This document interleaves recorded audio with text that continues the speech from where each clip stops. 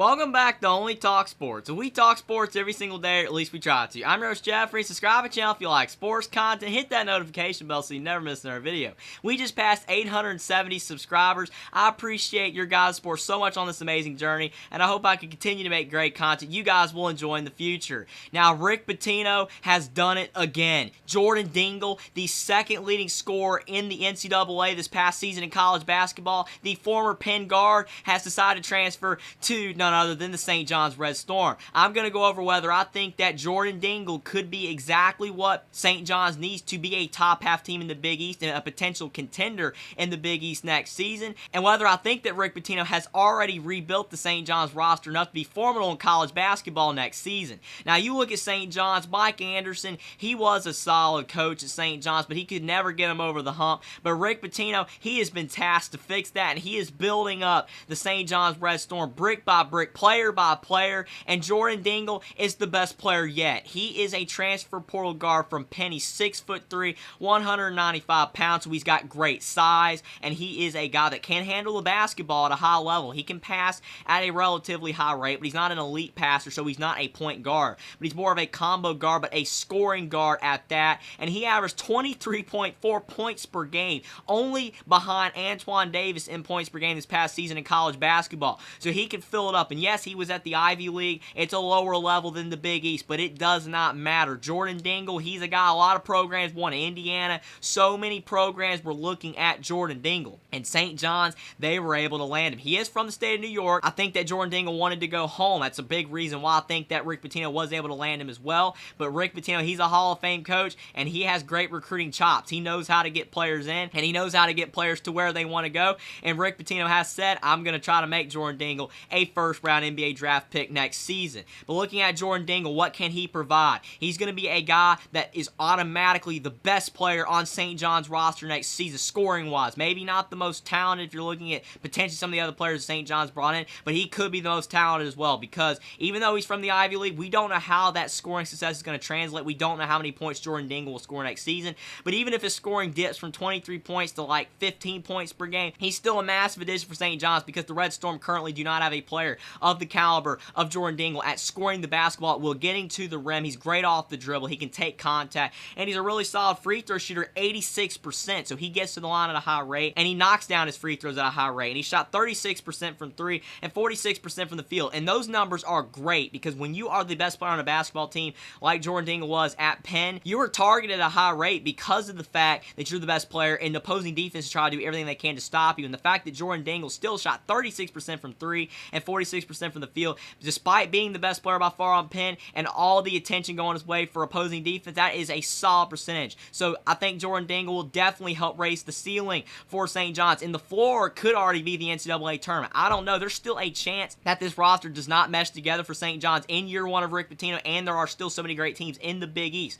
But still, I think the floor could be NCAA tournament for St. John's, and maybe the ceiling could be a team that can make a deep run in the NCAA tournament, because you're looking at the Big East. Yes, you have teams like DePaul, Georgetown, who's trying to rebuild under Ed Cooley, toward the bottom of the Big East, Seton Hall as well, but then you look at the top of the Big East. You still have Xavier, Marquette, Providence, UConn, who just won a national title. It is a deep league. It is a tough league, but St. John's is slowly creeping their way up the ladder in the Big East Conference, and I think they could have a lot of success next season, because it's not just what they've brought in with Jordan Dingle. What Rick Pitino has brought in the transfer portal is second to none. Dennis Jenkins, Cruz Davis, and Quinn Slazinski, all players from Iona at Rick Pitino's previous stop, they're deciding to follow Rick Pitino to St. John's, and all three players were solid contributors for Iona this past season. Cruz Davis averaged 6 points per game, Dennis Jenkins averaged 16 points per game, and Quinn Slazinski averaged 11 points per game. I think that Dennis Jenkins will be a fantastic guard paired next to Jordan Dingle. They are both scoring guards. I think they can both be on the floor at the same time.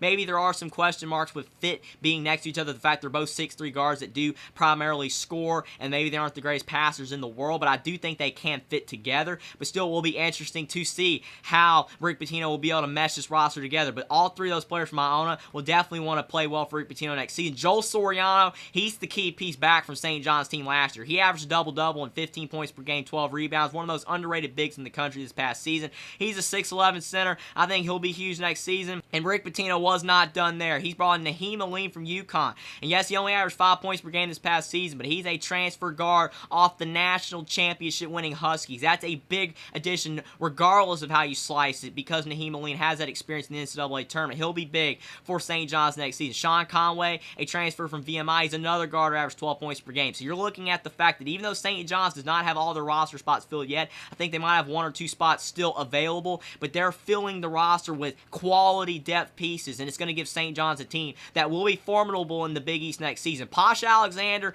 and Dylan Adewusu are both gone. Those are tough losses off St. John's team. Posh Alexander transferring to Butler and Dylan Adewusu transferring to Seton Hall. Both intra-conference transfers. That is a tough blow right there. But still, I think that St. John's will be able to move on from these losses because of the amount of talent that Rick Pitino's brought in. And the other prize transfer that St. John's brought in besides Dennis Jenkins or also Jordan Dingle, you've got Glenn Taylor Jr., a small forward from Oregon State transferring to St. John's. He transferred a couple weeks ago. He averaged 12 points per game, 3 rebounds, and 2 assists for Oregon State this past season. He is a really talented player, and I think he could really plug in potentially at the power forward spot. If Rick Pitino wants to run a 3-guard line, you can have Dennis Jenkins, then Jordan Dingle, and maybe Naheem Aline, and then Glenn Taylor at the 4 as a small ball 4, and then Joel Soriano at the 5. That could be potentially how Rick Pitino runs the starting 5, but as is the quality of depth pieces that St. John's brought in is huge because of the fact that the Big East is a rugged and tough conference, and you have to have quality depth to win in this conference. But I feel like St. John's is getting there for sure. Maybe Rick Pitino's not done. Maybe he can get 1 or 2 more guys in the transfer portal or in the high school ranks.